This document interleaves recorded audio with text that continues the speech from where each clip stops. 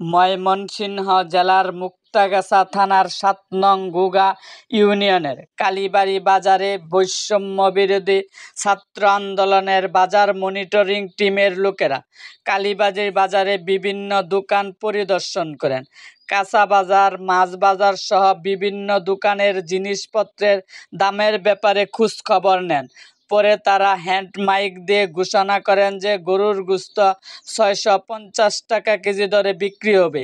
এর বেশি নিলে আপনারা আমাদের বা আইন শৃঙ্খলা বাহিনীকে জানাবেন অথবা সেনাবাহিনীকে ফোন দিবেন। সেনাবাহিনীর ফোন নাম্বার এখানে দেওয়া আছে।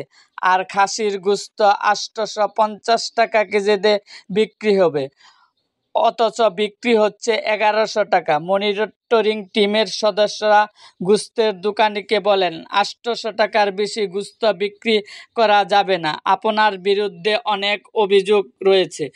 এরকম আরও ভিডিও পেতে এবং রাজনৈতিক অঙ্গনের নানা ঘটনা ও ইতিহাস জানতে এবং ময়মনসিংহ জেলার মুক্তাগাছা থানার ইতিহাস ও ঐতিহ্য সম্বন্ধে জানতে আমাদের মুক্তাগাছার ইতিহাস মিডিয়া ইউটিউব চ্যানেলটিকে সাবস্ক্রাইব করুন এবং পাশে থাকা বেল আইকনটি বাজিয়ে